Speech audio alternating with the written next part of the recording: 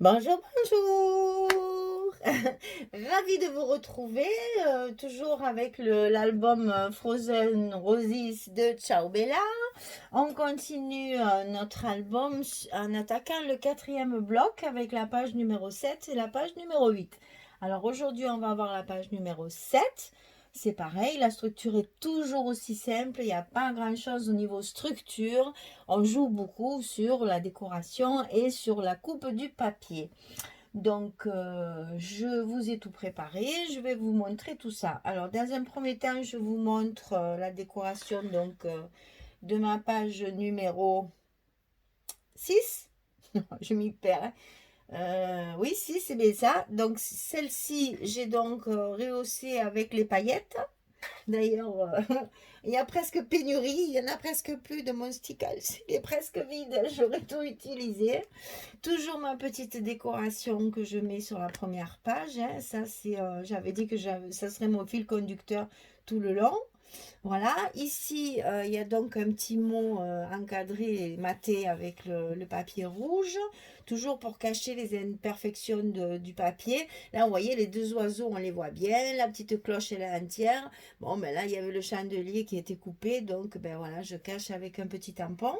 Ici, juste un petit tampon qu'on voit aussi quand les deux pages sont fermées, on le voit ici aussi. J'ai pas fait plus puisqu'il y a déjà la dentelle, faut pas charger. Ici, pareil, un petit tampon mot, paysage hivernal, hein, ça c'est... Et là, si ce n'est pas le bonheur, ça y ressemble.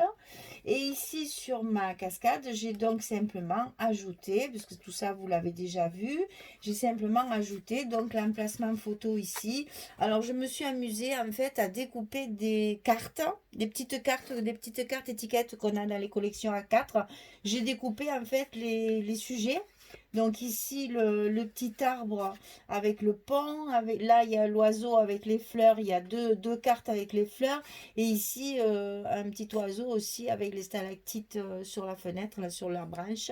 J'ai fait juste un truc très discret sur la page. J'ai simplement ajouté un petit tag, vous savez comme j'aime bien faire de temps en temps, s'il m'en reste d'ailleurs j'en rajouterai pour faire du journaling parce que moi j'aime bien qu'il y ait la place d'écrire l'histoire des photos. Donc je le glisse là-dessous pour bien faire comprendre qu'on peut y glisser une photo, que c'est vraiment un emplacement photo. Et donc sous ma cascade, tout disparaît et on ne le voit plus, c'est caché. Voilà, ça c'est fini.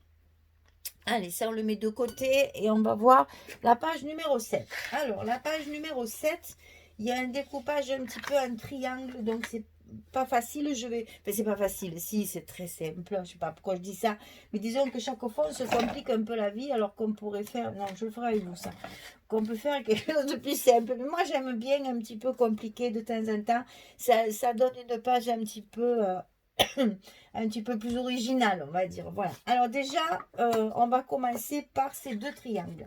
Alors, on est toujours sur le 18-24. Vous savez, ces 26, on replie, gna gna gna gna. Je répète toujours pareil. Ils vont me dire, c'est là le Rabec. Et pour faire notre petite enveloppe, pour faire 18 sur 24. Toujours nos pages de base.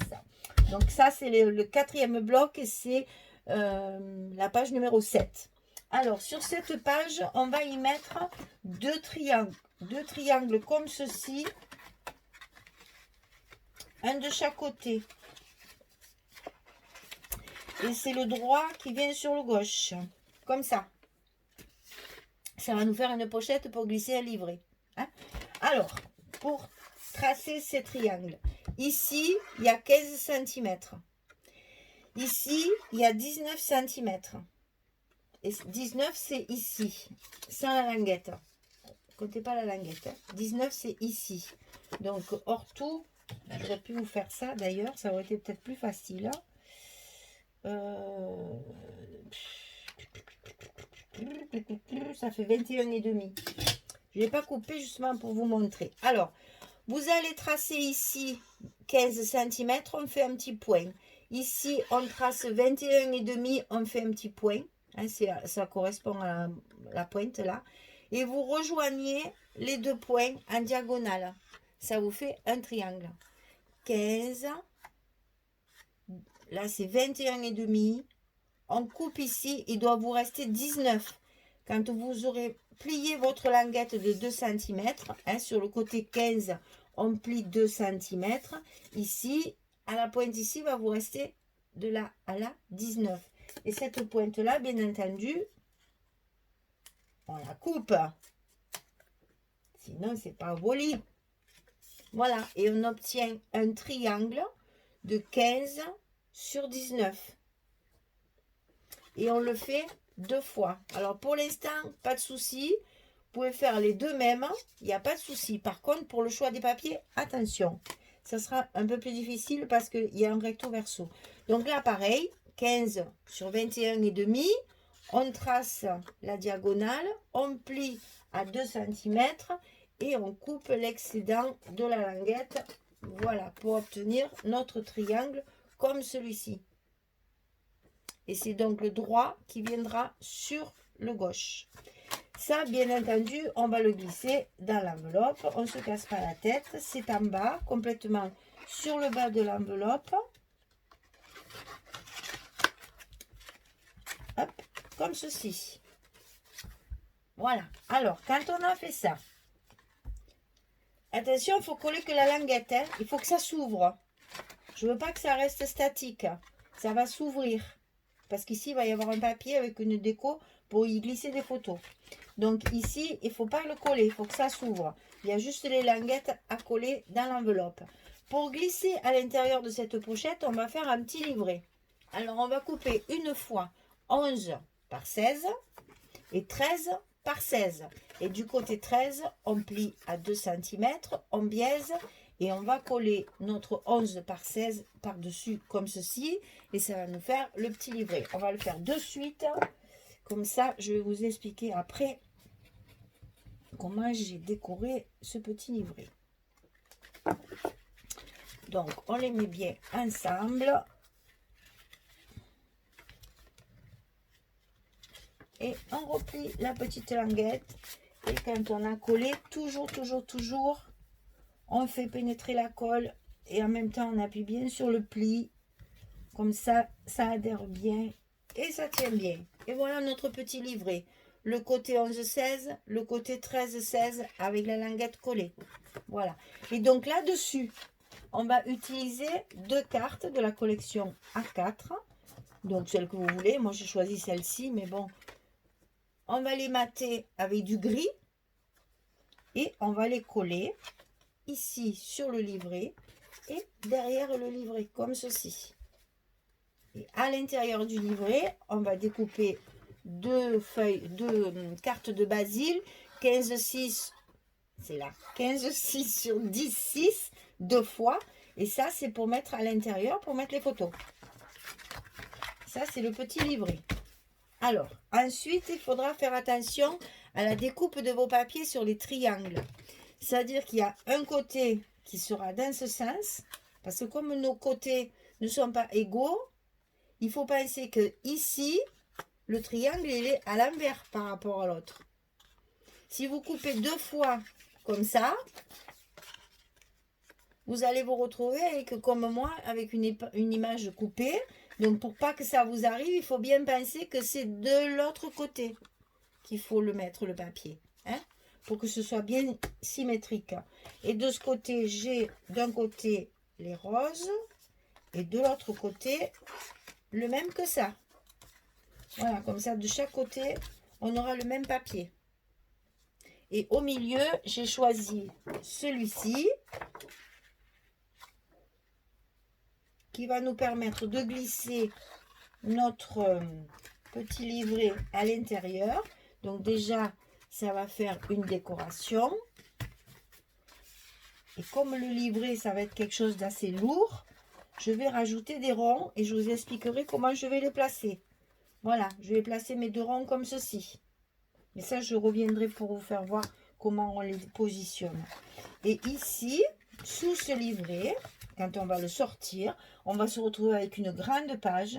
Et bien là, on va faire des emplacements photos avec de la décoration, sans basil. Puisque quand on ferme notre porte, là, il ne faut pas qu'on voit des trucs pas très jolis, là. Donc, on va faire de la déco sur le bas qui est caché pour glisser les photos. Je ne sais pas si je ferai un portrait ou un paysage. Ça, je vais voir à l'usage. Bon, c'est à l'inspiration du moment. J'ai pas décidé à l'avance ce que j'allais faire. Voilà, je prépare tout ça. Je calcule aussi pour la fermeture parce que c'est quand même relativement épais. Donc, je sais pas si on va pas faire mes fameux petits ronds. Parce que là, je vais mettre cela. Et peut-être ici, faire une fermeture avec les petits ronds, comme j'aime bien faire. Écoutez, je calcule ça en fonction de mon... une fois que ça sera monté, pour voir un petit peu comment ça va s'articuler. Et puis après, on décidera pour la fermeture. Allez, je monte tout ça, j'encre mes papiers, je découpe tout ça comme il faut et je reviens vers vous. À tout de suite. Alors, pardon, je reviens vers vous parce que je voudrais vous expliquer donc pour mes petits ronds, pour celles qui ne connaissent pas ma manie des petits ronds et qui n'ont pas vécu le confinement avec moi, où on en avait fait, si je me souviens bien, 48, il me semble que c'était ce chiffre qui avait fait beaucoup rire tout le monde, je ne me rappelle plus le chiffre, c'était faramineux. Donc, je coupe 4 ronds du papier de base. Donc moi je travaille avec du rouge, je coupe 4 ronds de rouge et un rond de papier fantaisie que je colle l'un sur l'autre comme ceci. Je les mets bien en face, j'appuie bien pour faire adhérer bien correctement pour que ça durcisse bien. Vous voyez là, j'ai découpé une petite rose. Comme ça fait des petits ronds qui sont assortis au papier, bien sûr. Et là, ça fait une petite rose. Alors, normalement, il faut le laisser sécher avant de le trouer. Parce qu'au plus la colle est sèche, au plus ça se raidit. Donc, celui-là, après, ça fait comme du carton. C'est très, très rigide et très résistant. Donc, voilà comment je fais mes petits ronds de fermeture. Quand j'ai fait ça, je prends ma crocodile avec le plus petit trou pour le percer en son milieu. Voilà. Quand c'est fait, je sais que c'est la place de mon brad. Je le positionne. Alors moi, ici, je l'ai mis à 3,3. Je vois même plus mon repère. Ah si. Ici, 3,3 dans ce sens, 2 cm dans ce sens. 3,3 du bord, 2 cm du bord du bas. Ici, je vais faire un pré-trou, pas avec la crocodile, pour que le brad y prenne bien, là, les ailettes du brad forcent un petit peu pour entrer. Là, c'est moins grave puisqu'il faut que la corde elle coulisse, donc c'est mieux que ce soit un petit peu plus grand. Par contre, là, il faut que ça serre un peu, il faut avoir un peu de mal pour le rentrer, pour que justement ça serre et que ça tienne bien. Donc après, évidemment, on écrase bien nos petites ailettes là, pour que le bras ne prenne. Et ça, bien sûr, il faut le faire avant de mettre le papier à l'intérieur. Hein, ici, une fois que le papier est collé, on ne voit plus le brad. Donc là, pareil, il faut d'abord faire ça. Donc mettre ce papier, mettre le petit rond avec le brad. Et une fois que le brad est bien ouvert et bien positionné, on peut coller notre papier derrière pour cacher les petites ailettes du brad. Donc voilà, pour une fois je colle en direct parce que ça je vous le montre pas parce que je trouve que c'est pas très... vous allez vous endormir hein, si je colle tout en même temps sous la caméra, ma pauvre, au bout d'un moment je vais vous retrouver tout endormi. Donc ça je le fais toujours hors caméra parce que bon, mais c'est toujours pareil, hein, on colle à 2 mm du bord des papiers de base. On appuie bien pour faire pénétrer la colle. C'est toujours pareil. Hein, je fais ça hors caméra pour que les vidéos soient un peu plus vivantes. Déjà que les tutos, c'est pas très vivant, quoi, je veux dire. Donc, si en plus je vous montre tout ça, on s'en sort plus. Voilà, j'ai caché mon brad. Oh, il se voit plus. Alors, une fois fermé, donc je mets une petite ficelle ici, d'un côté ou de l'autre, ça n'a pas d'importance. Moi, je mets souvent la ficelle fixe sur le morceau qui est dessous. Bon, ça, c'est plus une habitude qu'une obligation, hein. Donc là, bien sûr, on l'entoure, on fait 2-3 petits nœuds et on coupe évidemment ce qui dépasse. Et ça, ici, on va le faire tourner autour du second qu'on vient de placer pour fermer la page. Et moi, au bout de ma ficelle ici, je fais un petit nœud pour éviter que ça s'effiloche. Surtout que dans celle-là, il y a un petit fil brillant métallique qui a tendance à se défaire. Comme ça, en faisant le nœud, ça ne bouge pas. Voilà. Donc, vous voyez là, la page, elle est bien maintenue fermée, même si dedans, il y a de l'épaisseur. Voilà. Et ça, d'ailleurs, ça empêche le livret de descendre, parce que sinon, il passe à travers, même avec des aimants, il ne tenait pas. J'ai essayé, ça ne tenait pas. Là, il force, donc du coup, il ne tombe pas. Voilà. Comme je ne veux pas les coller en bas, je veux que ça s'ouvre. Donc voilà le livret, hein, voilà les deux, donc l'extérieur avec les cartes matées et l'intérieur avec les cartes Basile pour mettre nos photos. Alors, sur ces rabats, je veux mettre ça pour décorer. Alors, le grand de ce côté et le plus petit de ce côté. Ça maintiendra également notre livret à l'intérieur, bien en face. Alors, je vous montre parce que là, j'ai pas vraiment de mesure à vous donner. Si ce n'est de vous montrer comme ça. Voilà, je veux pas que ça se touche. Enfin, moi, je le mets comme ça. Vous faites un peu ce que vous voulez. Hein. Ça, c'est de la déco aussi. Hein. C'est juste pour faire joli, ça. Ça n'a pas de